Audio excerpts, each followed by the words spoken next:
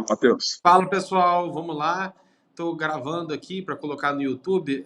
Hoje, dia 11 de abril, não é isso? De 2025. Estamos aqui com o Vitor Neme. Para quem não sabe, o Vitor Neme é o gestor do fundo Sparta Cíclico e tem um longo currículo aí, uma trajetória muito grande trabalhando no setor, principalmente no setor industrial, não é isso, Vitor? No setor industrial do agronegócio, na indústria do agronegócio.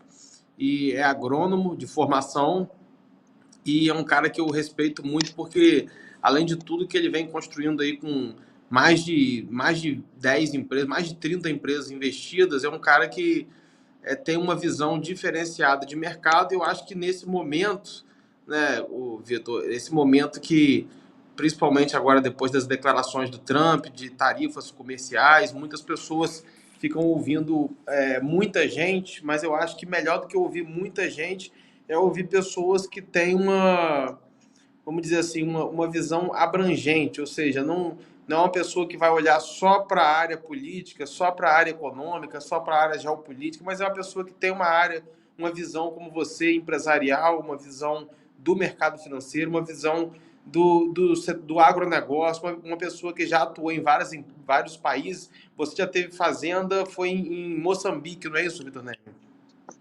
Angola, né? Angola, é isso mesmo. Então, acho que, primeiro de tudo, você podia rapidamente falar sobre você aí, sobre sua trajetória para gente. Assim, eu tive todos esses empreendimentos aí, normalmente de alguma forma relacionado com o agronegócio, mas o trabalho principal é no mercado financeiro com commodities, né? Faz 45 anos que eu sou trader de commodities, né? Basicamente. Então, o trabalho todo aí do cíclico que você falou, ele foi fundado em 2005, mas ele é um sucessor de um fundo anterior, de um clube de investimentos em commodities, que era o Clube do Futuro, que começou em 1900 se eu não me engano, 1990, mais ou menos. Ou seja, teria hoje uns 34 anos do fundo, né? De investimentos lá, o futuro teve uma média de performance em 18 anos na ordem de 18% ao ano em dólar, porque naquela época não tinha nem moeda quase, e o cíclico está com 19% ao ano na média, oscilando Muito entre boa. anos excepcionalmente bons Depois da crise de 2008 foi muito muito bom, negativos. né? Depois da crise de 2008 deu uma porrada, não foi na crash de 2008, na crise financeira. 2007 e 2008 o cíclico chegou a ser o primeiro, ficou em primeiro lugar no ranking mundial lá da Berkeley Chegou a dar Fed, mais de 50% ao ano, né? 100% ao ano? Deu 700% em 3 anos, em Cara, dólar, né? 700% E... Oi? 700%. Mas naquela época podia alavancar mais do que pode hoje. Hoje eu nem tenho esse limite de alavancagem. Naquela época, alavancar 5, 7 vezes um fundo era permitido, né? Hoje já não tem mais esses limites e praticamente aqui no Brasil, de jeito nenhum. Mas é Mas bacana. o cíclico, que é o fundo aí, é um fundo de hedge caçador de oportunidades que não acontecem todo ano, infelizmente. A última que nós tivemos foi na Covid, lá 2020, 2021, onde a gente conseguiu, em 2021, ganhar 26%, né? E nesse momento agora a gente está vendo de novo uma oportunidade, depois de 4 anos, aí 4, 5 anos, esse tumulto que está acontecendo aí com o Trump, aí, com as tarifas, e aqui dentro do Brasil, as oportunidades surgem quando tem excesso de pessimismo no mercado ou quando existe excesso de otimismo, né? 2008 o caso foi de excesso de otimismo, então nós shorteamos bolsa, vendemos a descoberto, tá, e ganhamos 100% na queda da bolsa em 2008. Em 2021 foi o contrário, o mercado por causa da Covid caiu demais, tornou as empresas baratas, as commodities baratas, a gente aproveitou para comprar na baixa.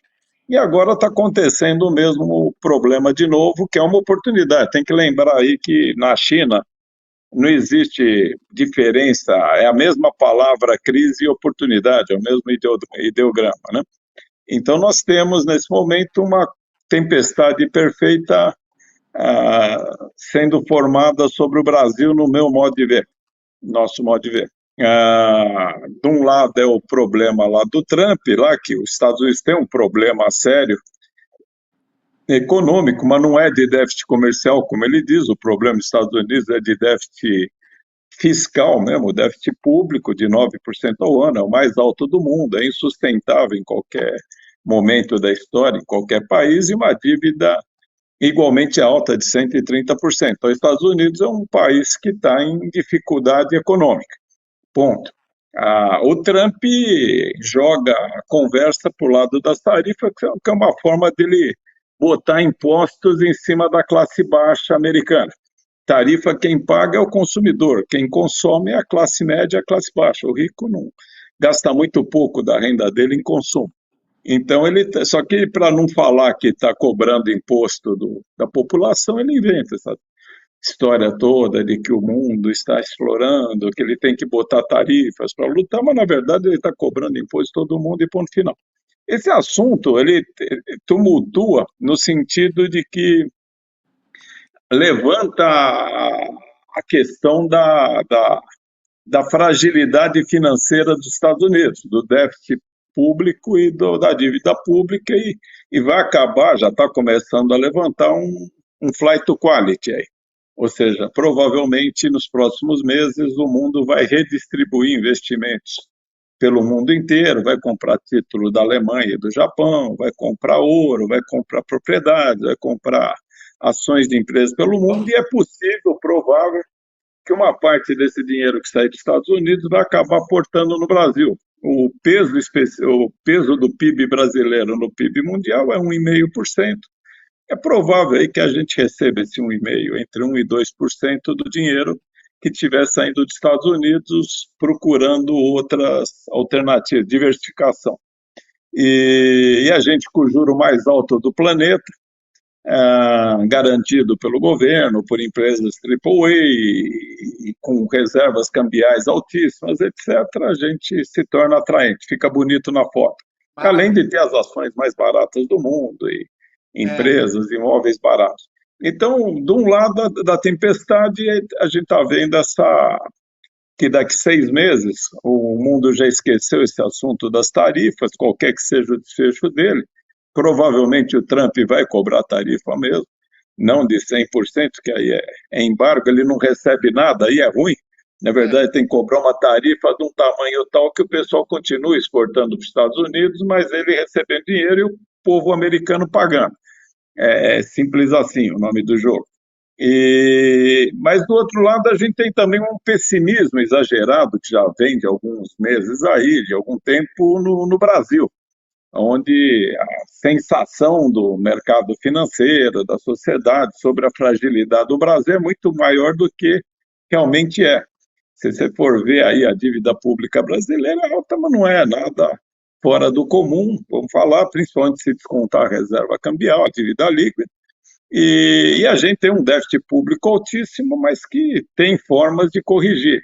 Seria no próximo mandato, próximo presidente, e que pode ser que o próximo presidente não seja o Lula. Vamos dizer que ele é um senhor, já na eleição do ano que vem, vai ser um senhor de 81 anos disputando com um candidato de 50, 60 anos no máximo. E normalmente, provavelmente vai ser um governador bem avaliado e de coalizão, porque aqui no Brasil tem segundo turno, então nós vamos afunilar para um candidato de centro-direita e o Lula, se for candidato, à esquerda. Também se o Lula não for candidato, aí é aclamação da centro-direita, porque não tem ninguém na esquerda para ocupar o lugar. Mas, de qualquer jeito, aparentemente, não vai ser fácil o Lula se eleger, e conforme isso daí for ficando evidente para o mercado, vai começar a ser precificado também, no sentido de que se juro maluco vai começar a perder força, não faz tanto sentido, porque vem aí qualquer que seja o presidente que for eleito, vai ter a missão de botar a casa em ordem e vai ter apoio também aí Então, já tem o Renan aí propondo, fazendo projeto aí para limitação da dívida e redução da dívida em 15 anos, já está começando a É. fermentar aí as propostas, ou seja, o assunto é inevitável, né?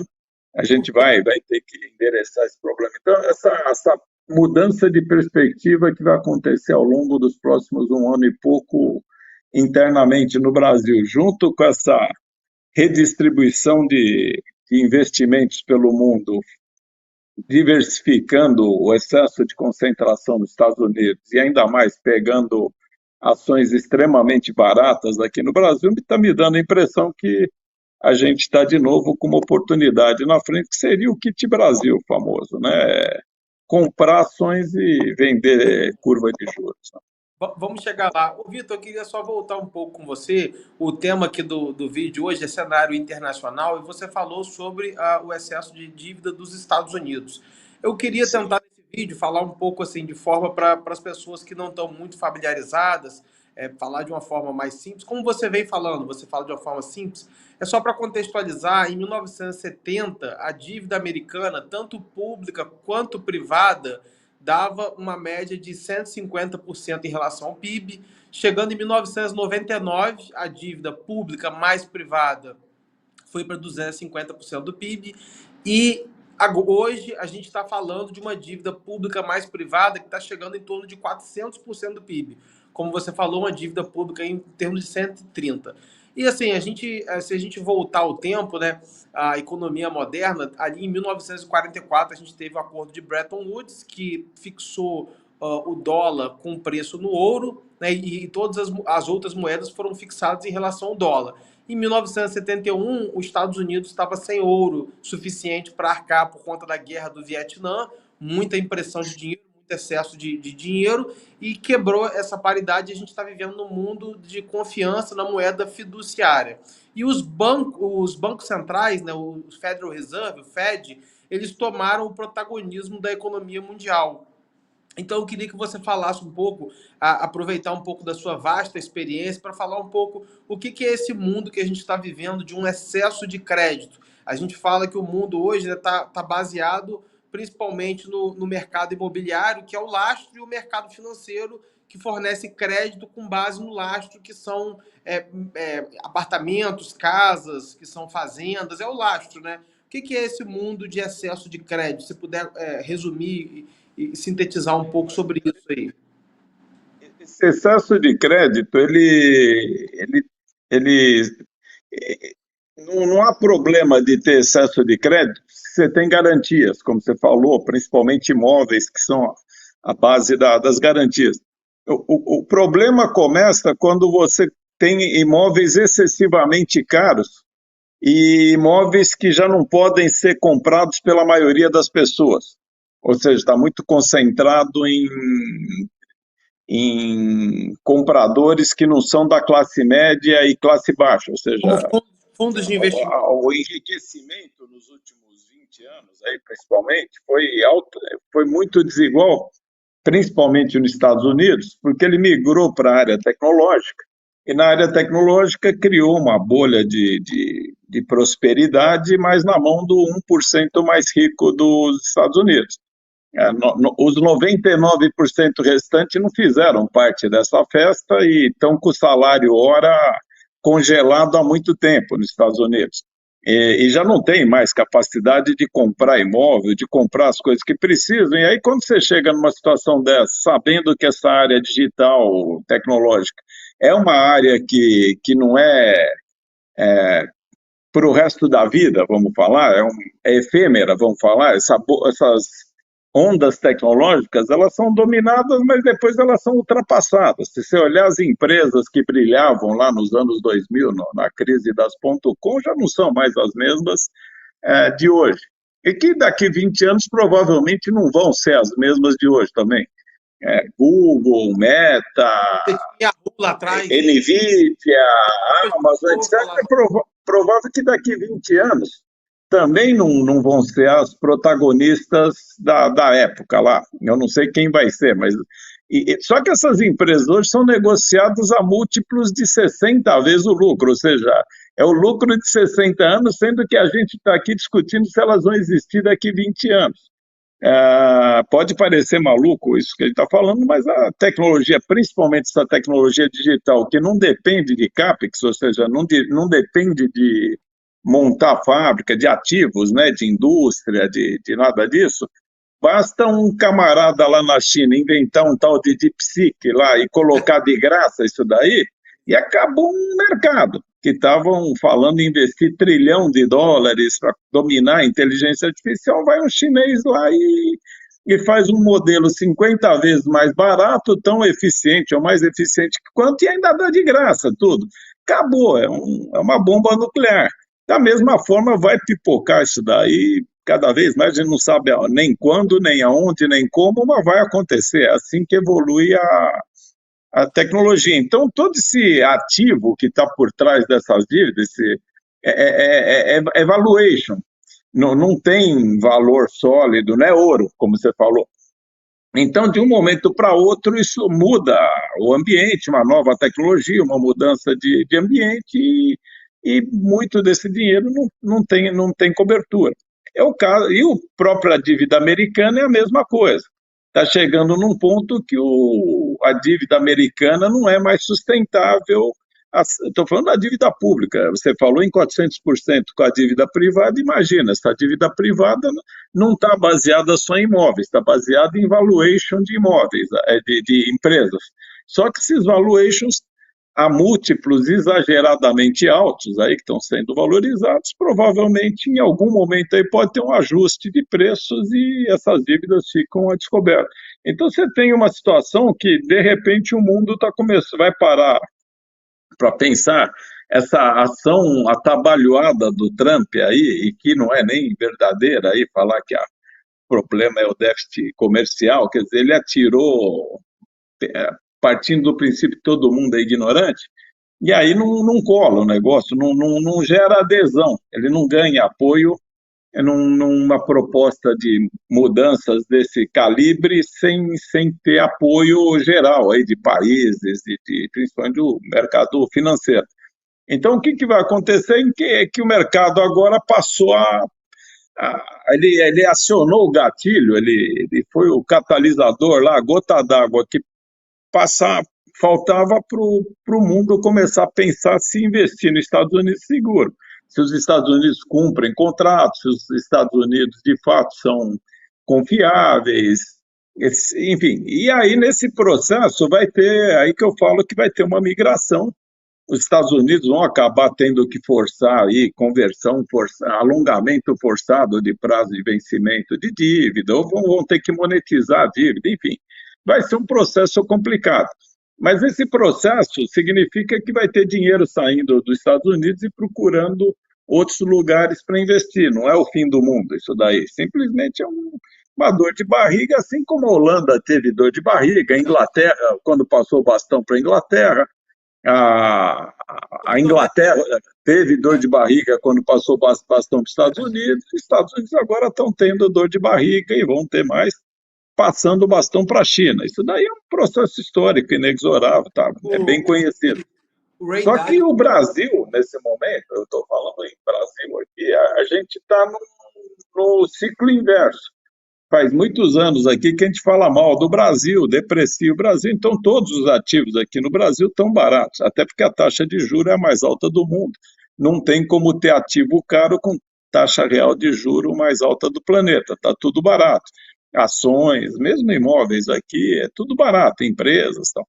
E eu acho que isso daí vai, por isso que eu falo em tempestade perfeita, de um lado vai ter dinheiro provavelmente entrando um pouco para o Brasil, e vai ter uma provável mudança de cenário com o fim dessa polarização entre Lula e Bolsonaro. Provavelmente nem Bolsonaro não vai ser candidato, sem o Bolsonaro e o Lula não existe e já está velho. E a esquerda não existe sem o Lula também. Então, na hora que o mercado começa... Eu estou falando da esquerda, nada contra a esquerda, nem direita, não tem partido. Mas eu estou falando que essa polarização que impediu de pensar o Brasil a longo prazo nos últimos anos, de ter responsabilidade fiscal, enfim, e discutir o Brasil, o que nós podemos ser mais a longo prazo, provavelmente a gente está chegando num momento que talvez a gente tenha a sorte de ter um governador como presidente. Imagina, o último governador que a gente teve era um governador pequenininho, vamos falar que era o Collor lá de Alagoas, tá? Sem desmerecer os alagoanos, mas é diferente de ter um governador de um estado grande, com mais poder político, mais experiência, né? Então você vê que os caras que estão se candidatando aí são todos governadores de Minas, do Paraná, de Goiás, de São Paulo. Um deles vai vai estar no segundo turno e provavelmente a sociedade vai parar para pensar e provavelmente eu estou sentindo que como está tudo muito barato, mesmo que não tenha eleição do governador desse, piorar do que está é muito difícil. Então, é aqueles momentos que a gente fala, putz, é a hora de comprar barato. A gente está cansado de ouvir falar que para ganhar dinheiro em mercado tem que comprar na baixa e vender na alta.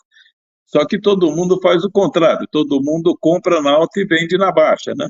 Mas a gente, como gestor profissional aí, e que tem um track record razoável aí, histórico de rentabilidade, a função, né, nossa, é para isso que a gente é remunerado, para achar essas oportunidades e criar essas posições. Então, eu, nesse momento lá no cíclico, a gente está montando uma posição, depois de 4 anos, uma posição alavancada.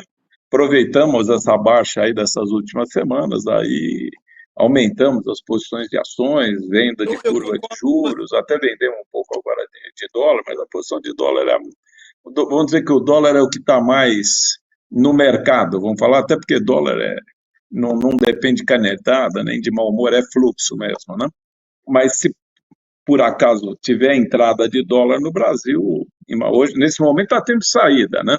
O primeiro trimestre foi um trimestre de saída de dólar, de déficit de balança de pagamentos, mas a minha expectativa é que a gente vai ter mudança aí. Essa, o fato do Brasil ser um país fechado é ruim, mas é bom, né? Porque quando tem bagunça lá fora, a gente está naturalmente blindado, a gente não é caminho para lugar nenhum, não tem contato com ninguém, então nesse aspecto também nós não nos envolvemos com É, problemas internacionais, né? foi o que E às aconteceu em vezes isso é bom. 50. Nesse momento parece que o Brasil pode ser visto como um porto seguro. Eu concordo, foi o que aconteceu na década de 50 e década de 60, né, Vitor Neme? Que o Brasil se beneficiou muito, que o mundo estava muito mais fechado. E eu concordo com você que os ativos no Brasil estão muito baratos. Agora, você estava falando sobre essa questão de monetização da dívida americana. Só para a gente seguir a linha aqui, a gente estava falando do sistema financeiro internacional. E a pergunta que fica é o seguinte: a gente falou ali eu falei de 450% de dívida PIB quando você soma a privada e a pública. Então, claramente, tem um desarranjo onde você tem esses 99% que a gente falou mais pobre, né? Tirando esse 1% mais rico, esses 99% que tem uma dívida muito grande, um passivo muito grande. E assim, a pergunta que fica é o seguinte, Vitor Neme: a gente sabe que o dólar mais para frente, né, por médio e longo prazo, vai sofrer muito. Mas quando os bancos centrais, o Federal Reserve, tiver que ficar comprando a dívida americana para sustentar para rolar a dívida do governo e o Federal Reserve injetar dinheiro e recomprar esses dólares tudo, o que vai acontecer? Porque se o Federal Reserve ficar injetando muito dinheiro assim, parece que vai haver uma inflação muito grande lá fora, né? E na verdade os americanos a gente pode falar que eles são sócios do Federal Reserve e do governo americano, né? Se o governo está devendo muito e precisa são sócios do dólar em última instância. Se você imprime muito dólar, significa que você vai precisar de ter cada vez mais dinheiro para menos produto. E essa inflação, como que você acha que vai ser esse cenário? Você acha que vai... Porque, na verdade, o que aconteceu agora foi que as commodities caíram no primeiro momento. Só que, na minha visão, se vai ter tarifa, vai ter aumento de custo no mundo, vai ter mais ineficiência, vai ter mais capex, que são as empresas saindo de um país, indo para outro país, e isso tudo é aumento de custo.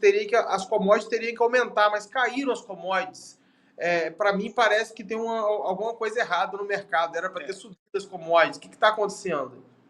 Bom, Tudo isso que você falou é verdade. A inflação, a impressão de dinheiro foi feita para pagar a dívida, né? Todo país do mundo que se endividou demais acabou imprimindo dinheiro e pagando a dívida. Quando deve na própria moeda. O duro é a situação da Argentina que deve em dólar. Não consegue fechar essa conta, mas a dívida em pesos da Argentina é zero, eles já pagaram tudo, né? Só não pagaram a dívida em dólar, porque eles tendem a usar muito dólar lá, culturalmente. Mas aqui nos Estados Unidos e no resto do mundo, o juro sobe até um ponto que ele é útil, que é o caso do Brasil. Até o juro de 15% já é tóxico.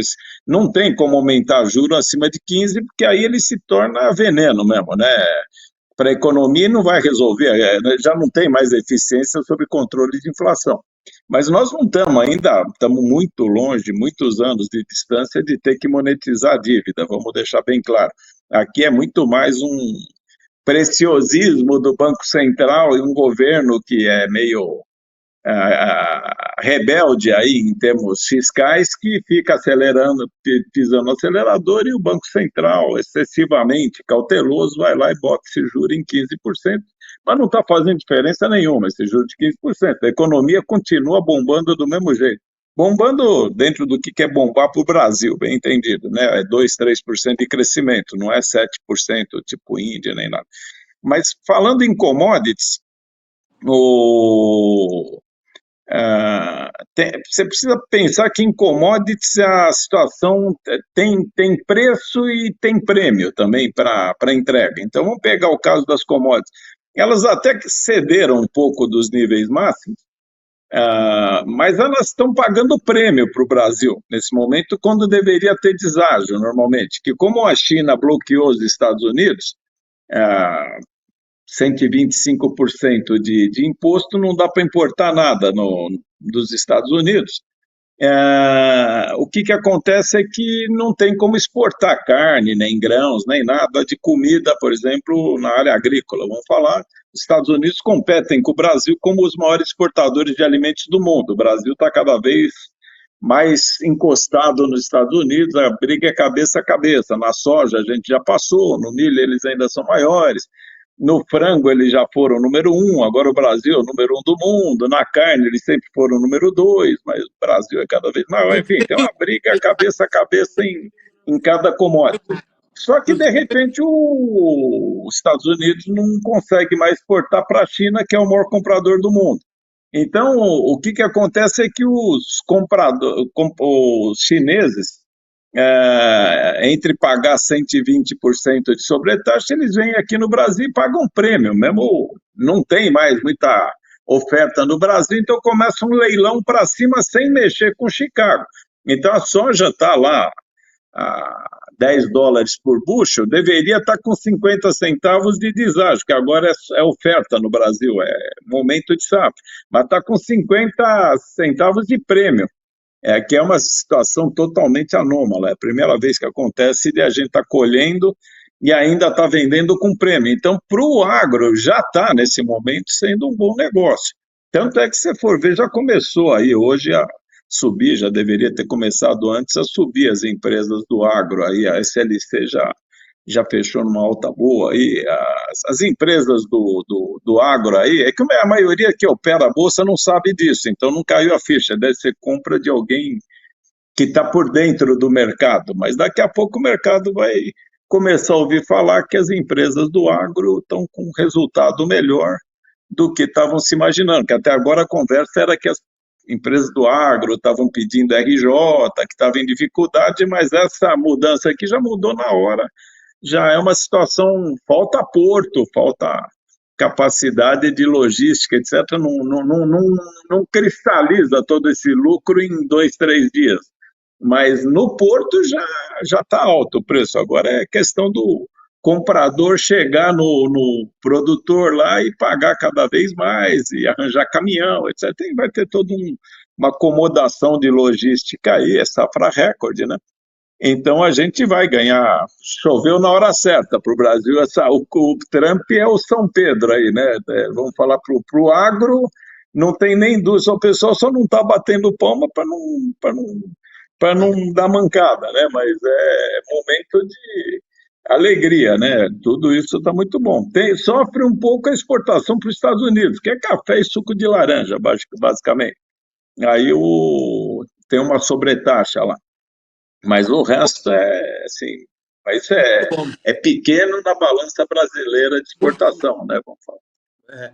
Ô, Vitor, agora uma coisa que assim, eu sempre gostei de tentar analisar muito o cenário para a gente tomar decisão. Agora, tem uma coisa que hoje está tornando o cenário muito difícil de se analisar, porque você tem, principalmente nas principais economias do mundo, a gente tem dois grandes problemas. Nos Estados Unidos é o excesso de déficit fiscal, como você falou, e na China é o excesso de dívida nos shadow bank, que é o sistema financeiro não, vamos dizer assim, não oficial, né? E principalmente para o mercado imobiliário, que você teve um excesso de. Eu vejo o seguinte, para mim, a China está passando muito parecido com o que aconteceu nos Estados Unidos na década de 30, que os Estados Unidos tava muito forte em infraestrutura, investindo muito, criando ferrovias no norte, sul, leste, oeste, cortando os Estados Unidos todo, criando, enfim, hidrelétricas, investindo em energia, investindo em carros, infraestrutura pesada mesmo, né? Energia, transporte, comunicação, né? Telecomunicações. E é só que é o que eu sempre falo, né, Vitor? Depois que você tem uma ponte Rio-Niterói, se você cria outra ponte Rio-Niterói do lado, a taxa de retorno do investimento é muito menor, porque você já, depois que você cria uma estrada, uma ponte Rio-Niterói, o cara, para fazer o percurso de Rio para Niterói, ele saiu de 20 horas para 30 minutos. Mas quando você cria uma segunda ponte Rio-Niterói, você sai de 20 minutos para 15. É o que a China está fazendo. A China já está com a infraestrutura muito avançada e está criando uma segunda, entre aspas, uma segunda ponte Rio-Niterói, ou seja, ela está criando, vamos dizer assim, a infraestrutura que não tem tanta necessidade assim. Isso porque o setor hoje de infraestrutura e real estate chegou a representar mais de 50% do PIB. Como que você vê o mundo com esses dois problemas? De um lado, a China com excesso de crédito para o mercado imobiliário, né, com muita infraestrutura, e essa elasticidade do modelo tem um limite. E o modelo está chegando à elasticidade máxima. E os Estados Unidos, por outro lado, com problema fiscal. Veja bem, a China tem demanda para muito mais imóvel do que já tem lá. Veja bem, não existe até hoje na China a famosa casa de campo, a casa de praia. Você nunca ouviu falar de uma casa de praia na China e nunca ouviu falar, não existe nenhuma casa de praia na China. E não existe nenhuma casa de campo na China, só para você ter ideia. E tem gente rica lá na China, o pessoal está enriquecendo. E você só pode comprar 3 imóveis na China, ou seja, um para você, um para o seu filho e um para o seu neto. Então, existe uma limitação legal de compra de imóvel. Então, eu só estou te falando que eu conheço um pouco a China lá, pelo menos até a última vez era assim. Então, tem uma demanda reprimida, e aí o pessoal vai para o shadow bank, que você está falando, que é uma forma de tentar comprar meio escondido, arranjar um laranja, enfim, conseguir um financiamento, enfim. Mas tem a ver também com uma situação que o governo chinês procura trabalhar a moeda dele. Se o dinheiro que entra na China, se não sair dinheiro da China, a moeda valoriza demais. E eles sempre trabalharam com a moeda desvalorizada. Uma das técnicas da China, ao contrário dos Estados Unidos, que trabalha com a moeda hipervalorizada, assim como o euro, na China a tática é trabalhar com a moeda desvalorizada. Então eles são obrigados a investir fora da China. É uma forma de tirar dólar da China e investir no resto do mundo. Tanto que eles criaram essa cinturão e rota, esse programa deles de investimento pelo mundo, vivem comprando empresas pelo mundo inteiro, que é uma forma de desovar dinheiro. E no começo eles estavam comprando títulos americanos, dos treasuries, aí, começo até anos 2010, até quando começou essas brigas aí de quererem tarifar a China chegou a ter 4 trilhões de dólares em treasuries. Hoje ela já é o segundo maior detentor no mundo, já tem menos de 1 trilhão, está com 900 bi, e o Japão está com 1 tri 200 de treasuries, ou seja, hoje o maior credor dos Estados Unidos, a China já deixou de ser, que ela já vem sentindo a temperatura esquentando e vem resgatando os treasuries dela e se mandando dos Estados Unidos, até porque os Estados Unidos começou a usar o embargo financeiro como arma contra a Rússia e contra outros inimigos. E o presidente dos Estados Unidos dos últimos 15 anos aí, todos eles falam diariamente que o inimigo é a China. Então, qualquer chinês lá do Banco Central sabe que mais dia, menos dia, os caras vão congelar nosso dinheiro que está nos Estados Unidos. Então, o que a China vem fazendo já há algum tempo é sacando o dinheiro de lá, tanto que ela já baixou de 1 tri. Mas ela tem que investir em outros lugares como forma de manter o yuan desvalorizado. Essa alternativa de liberar um pouco a construção civil, e hoje eles estão discutindo isso, pelo menos é notícia de imprensa aí, vai ser o gatilho que eles, a alavanca, que eles têm várias alavancas para controlar a economia, é uma autocracia, né? Então não depende de voto, não depende de estar na mídia todo dia, como é o caso do Ocidente aqui, do Trump, dos presidentes que tem que estar mostrando serviço. Então eles, pelo menos já tem duas fontes que eu li hoje, já falando que a China vai, nesse momento de curto prazo, para manter o ritmo de crescimento, vai dar mais estímulo para consumo interno. E o consumo interno na China, entre outros, é o liberar mais um pouco o mercado imobiliário. Como ele estava muito alavancado, estava começando a ter default de construtora, etc., tal, mas já faz alguns anos que a Evergreen apresentou problema, é capaz de já terem conseguido dar uma saneada, é capaz do governo chinês optar, entre outras alavancas que ele vai mexer, liberar mais um pouco a venda de imóveis. Né? Liberou a venda de imóveis, tem demanda para caramba, que a China não para de crescer, não para de aumentar a riqueza do chinês, e o chinês quer comprar mais imóveis, quer ter um imóvel de férias na terra de origem dele, na terra natal dele. Ele quer começar a fazer que nem todo mundo no resto do mundo faz. E ele tem poder aquisitivo para isso. Então, mas o governo chinês tem economia controlada, mas certamente não terminou. Isso que eu queria falar. Esse mercado imobiliário chinês ainda tem mais para crescer. Eles foram mais para infraestrutura porque dá mais retorno para o país. Mas, como você tinha falado, investir em infraestrutura beneficia mais a economia do que construir habitação, vamos falar, né? Mas é provável que eles vão liberar um pouco a construção de mais habitação. Muito bom. Agora, se a gente olha para a história do mundo moderno, todo país que prospera, as pessoas começam a prosperar, como está acontecendo no chinês, ele vai aos poucos pedindo mais liberdade, né? Eu mesmo tive na China, em Hong Kong, fiquei mais de um mês ali, agora faz uns 4 meses atrás, e eu percebo que tem muitas pessoas que, quando começam a ter mais dinheiro, elas querem ter também liberdade. E outra questão também é que o Paulo Guedes fala muito sobre isso, que tudo que a China hoje faz muito bem não depende tanto de criatividade, porque são tecnologias bem conhecidas. Quando você fala de infraestrutura, você fala de trem-bala, você fala de ferrovia, você fala de hidrelétrica, de termoelétrica ou de usina eólica, estradas, enfim. A questão, será que nos próximos 10, 20 anos esse modelo de muita rigidez da China não vai colidir um pouco com a necessidade de ter mais criatividade nessa nova economia do conhecimento, onde as pessoas têm que ter liberdade para, enfim, para criar? A gente vê, por exemplo, que na China há pouco tempo um jovem que começou com um jogo de videogame, começou a prosperar muito. A China falou para ele parar de fazer isso e ir para o setor bancário, que era mais produtivo para a economia. Ou seja, a China está sempre pensando de fato em crescer economicamente, em ser relevante, mas ao mesmo tempo ela acaba querendo dizer para o cidadão qual a área que ele tem que seguir, em qual área que ele vai ser mais produtivo, em qual área que o país quer que ele desenvolva, que vai ser importante para o país hoje. Isso não acaba colidindo um pouco com a criatividade das pessoas, e a economia hoje não exige um pouco essa criatividade para a gente desenvolver as atividades? Você não acha que tem esse problema? Aqui nós vamos discordar um pouco, viu, Matheus? Essa visão que você está colocando é uma visão ocidental. É o ocidental enxergando a China. Você não conversou com o chinês, nada disso que você falou, você ouviu de um chinês, você Não. ouviu de um americano, dos europeus, falando que na China falta liberdade e tal.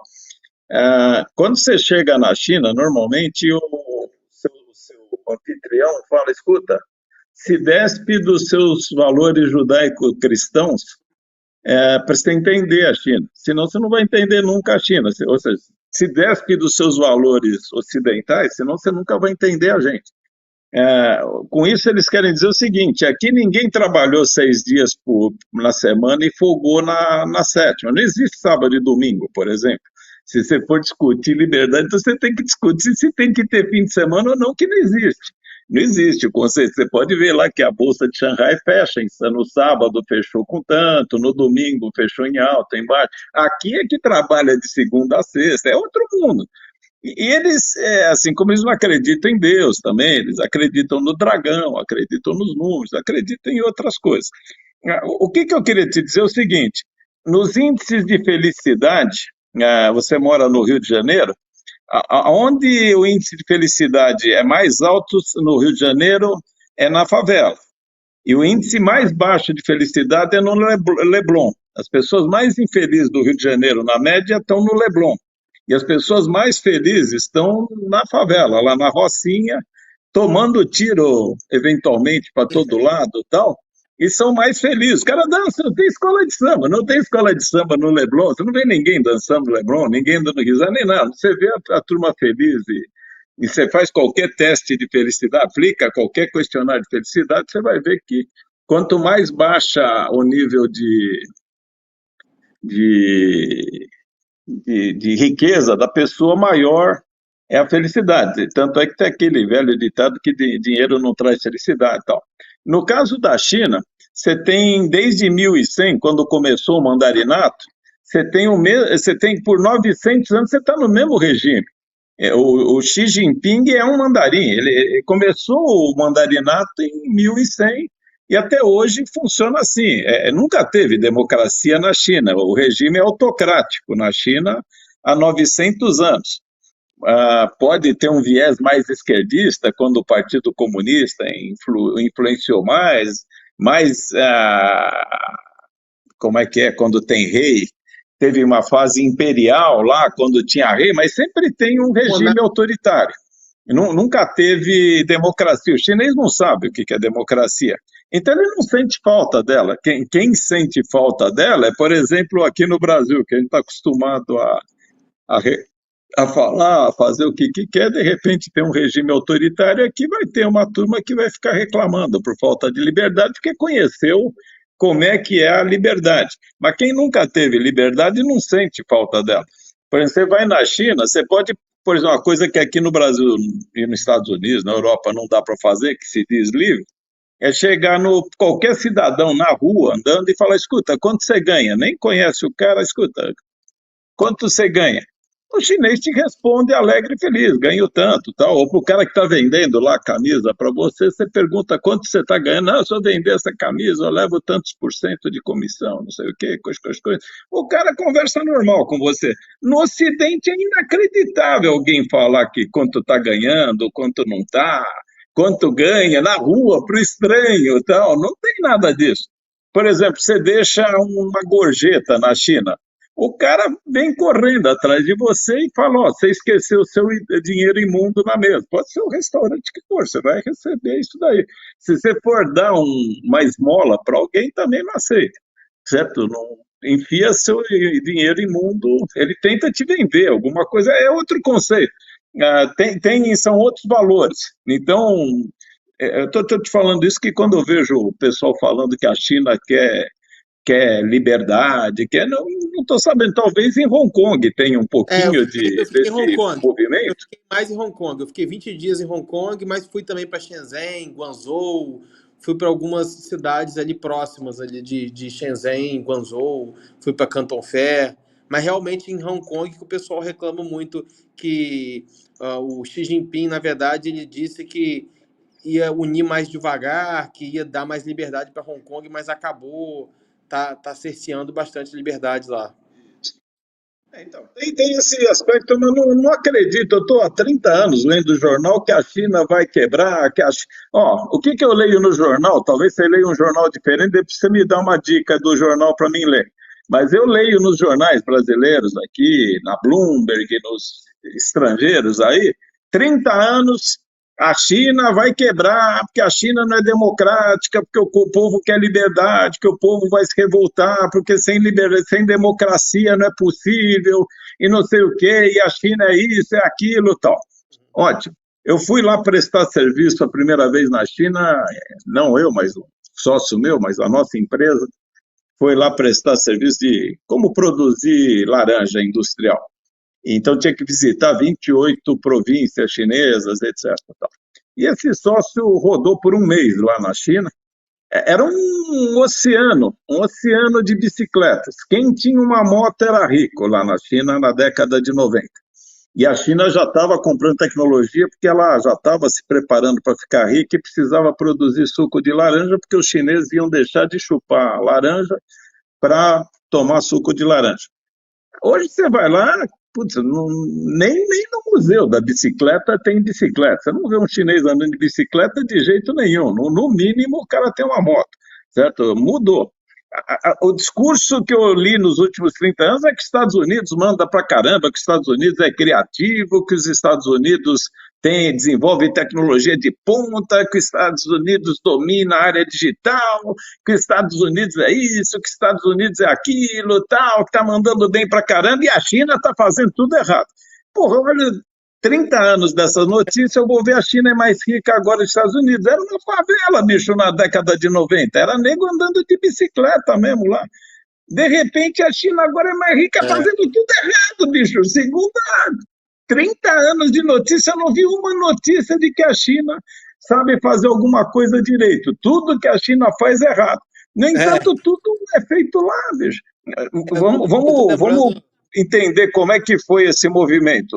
Na É, década de 45, os Estados Unidos ganharam muito dinheiro por um raciocínio parecido com o Trump. O Trump é um cidadão de 1945 que está perdido aqui em 2020. Vamos deixar bem claro, 2025.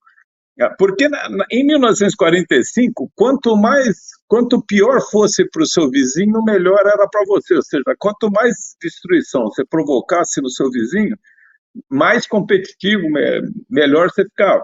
Então, bombardear um país, na Alemanha só tinha pertencente a alemães.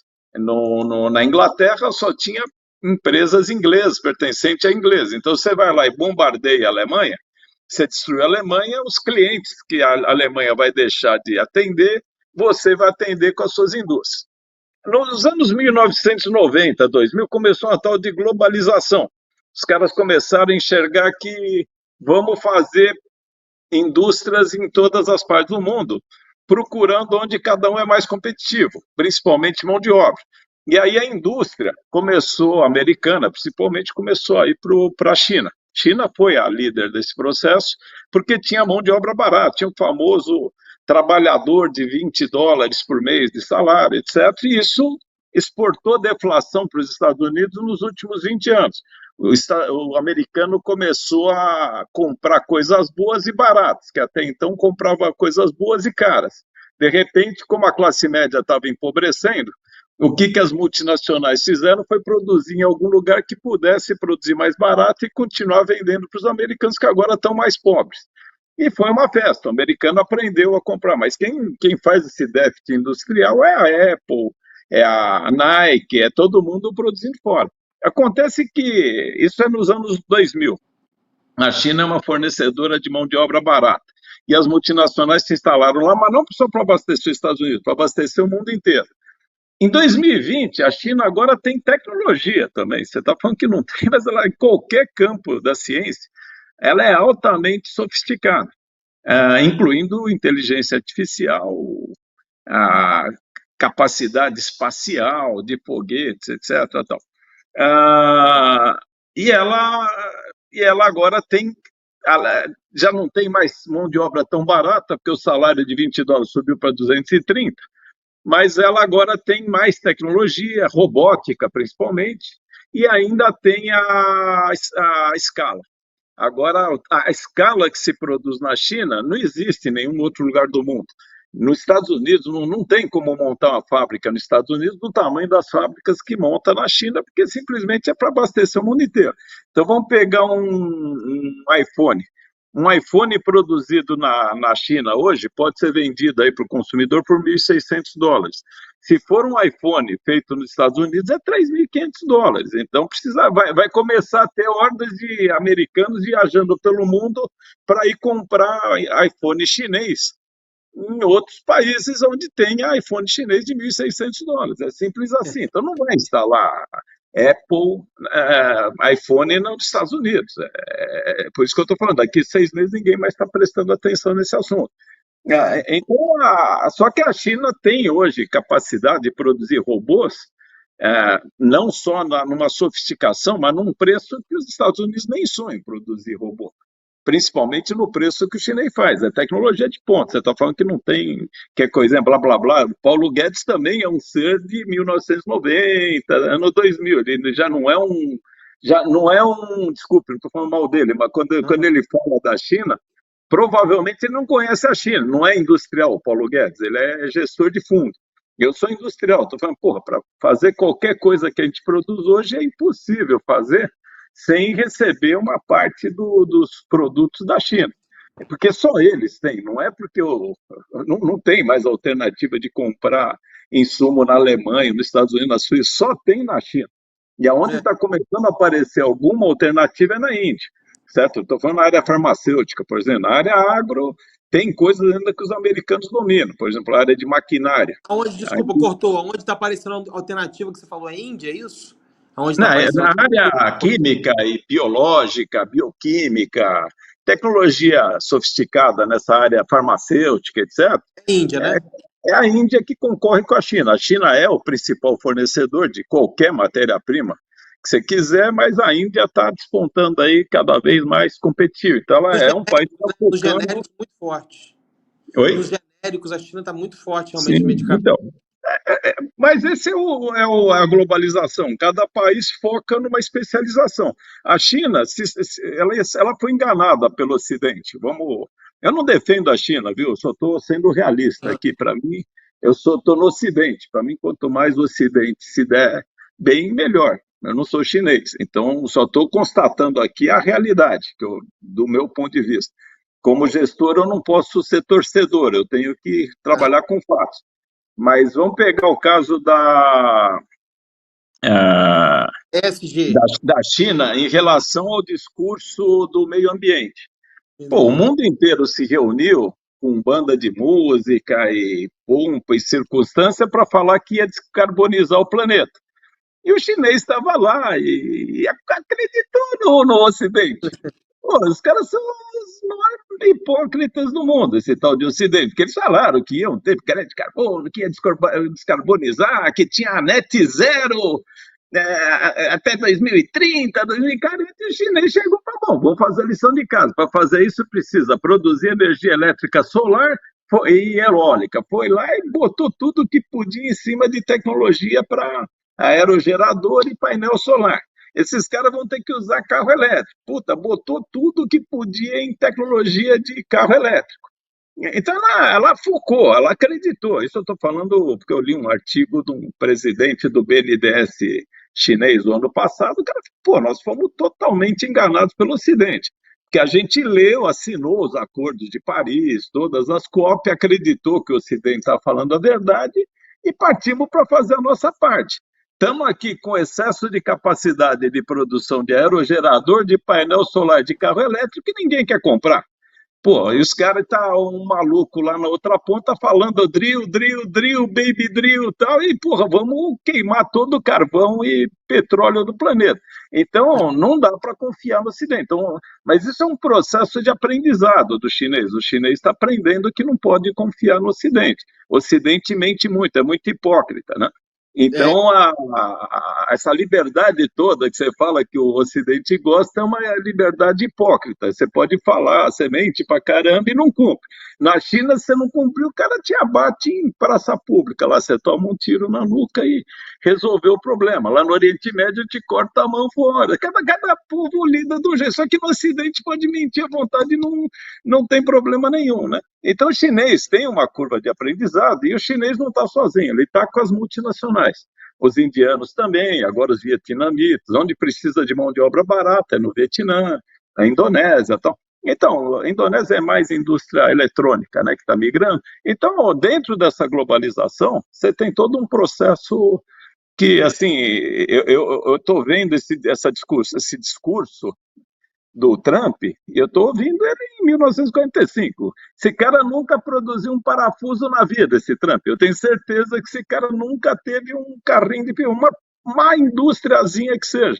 Que se ele tivesse tido, ou tivesse alguém no governo dele que tivesse produzido alguma coisa, ele ia saber que, putz, hoje qualquer coisa que chegue em você tem componentes de 20, 30 países. Não existe a chance de você produzir nada nos Estados Unidos, nem um parafuso nos Estados Unidos você produz sem receber máquinas, equipamentos, etc., fabricados no resto do mundo.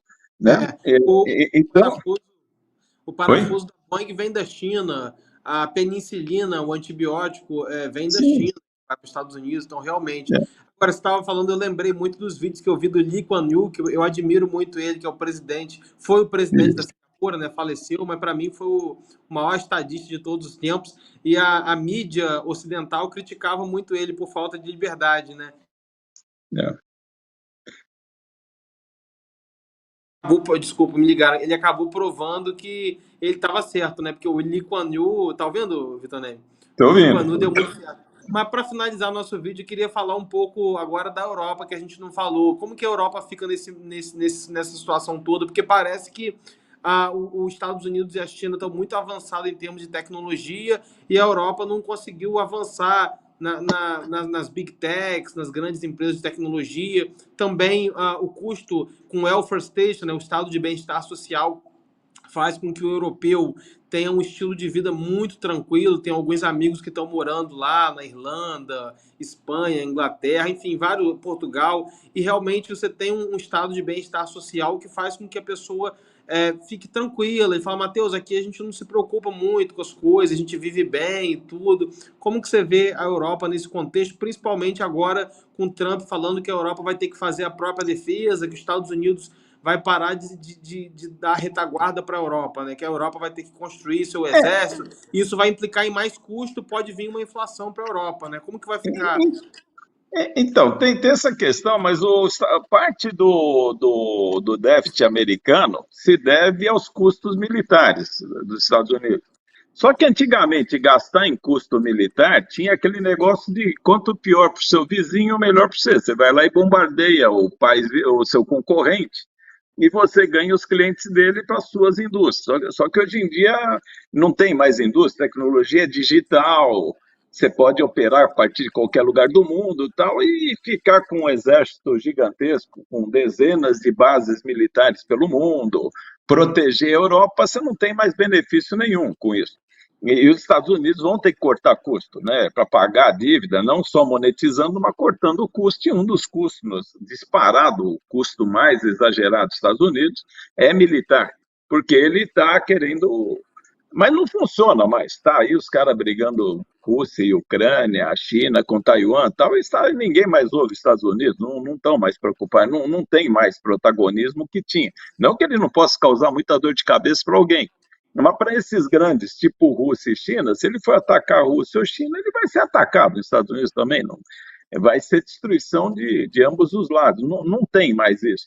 Então, no caso específico da Europa, ela conseguiu prover esse estado de bem-estar social, welfare state, justamente porque ela não tinha que gastar com defesa. Japão, idem, etc., porque supostamente os Estados Unidos protegiam eles. Só que os Estados Unidos agora já não é mais a potência econômica que era, ele está começando a decair. Tem um cara aí que é a China que está ganhando mais, provavelmente tem margem de lucro maior, produz mais, está progredindo. Então a China consegue manter um exército em expansão que está fazendo isso, Forças Armadas, né, Exército, mais mísseis, navios, etc.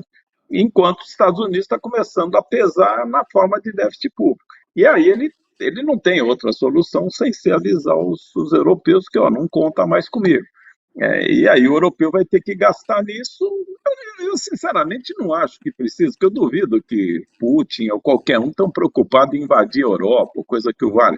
Na verdade, o Putin está brigando lá na Ucrânia, lá porque os caras são russos, étnicos ali, né? Você pergunta para minha avó era ucraniana, eu estou falando que ela não sabia a diferença entre um ucraniano e um russo. Então, vamos deixar bem claro, minha avó morou na Ucrânia, em Odessa, etc. Tal, minha mãe trabalhou em fazendinha lá na Ucrânia, tudo. Então, assim, não sabe a diferença entre russo e ucraniano, que isso daí já foi Rússia tantas vezes, já foi. E os caras falam a mesma língua, são todos parentes lá, os caras têm parente. Minha avó era ucraniana e estudou na universidade, é agrônoma também, fez agronomia em Moscou. Era normal, é a mesma região, ali eles não tinham essa distinção toda aí que o mundo quer fazer crer, como a Ucrânia sendo um país que nunca foi russo. Tanto é que o Putin achou que ia ser recebido com flores lá, quando ele fez aquela coluna de tanque para chegar em Kiev, ele não imaginava nunca que fosse ser atacado. Ele achou que ia fazer um desfile militar, bandeirinha, e ia mandar o Zelensky embora e eleger um cara pró-Rússia lá. Deu tudo errado. Então o Putin tomou uma decisão errada e virou uma guerra ali. Agora, você vê que ele não tem interesse em matar muita gente lá, porque ele ainda tem a expectativa de que esse pessoal todo depois vai viver em paz, depois dele pegar lá o pedacinho que ele acha que ele tem que pegar, que é a parte russófona da Ucrânia. Eu estou falando tudo isso, que eu não vejo mais muito sentido em grandes gastos militares nesse mundo onde todo mundo tem ogiva nuclear.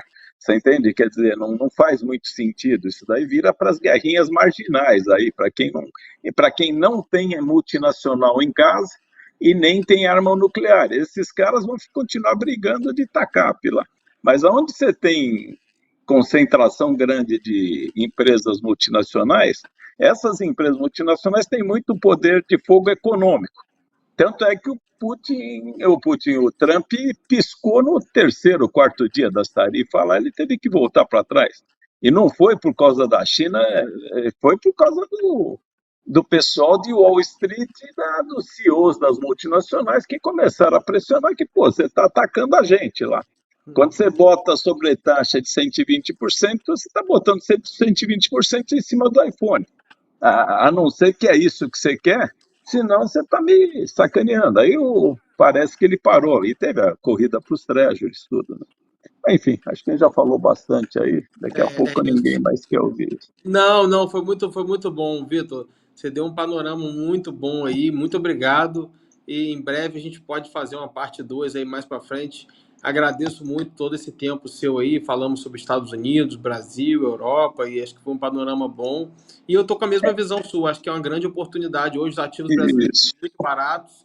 Eu acho que realmente acho que o Sparta Cíclico está muito bem posicionado aí, porque eu acho que assim, o Brasil é um porto seguro, tanto em termos de agronegócio, a quantidade de é o país que tem os maiores aquíferos do mundo, é um país que assim, a população vive civilizada, tem grandes empresas, o sistema financeiro é muito sólido, enfim, apesar de estar passando um probleminha aí com essa questão do Banco Master, mas é Não, um mas sistema financeiro sólido, faz parte tem muitas reservas internacionais e é um país que tem uma população ainda jovem, né? Diferente do Japão, por exemplo, a população é jovem e é uma população que tem ambição, quer crescer, quer prosperar, quer trabalhar, quer empreender.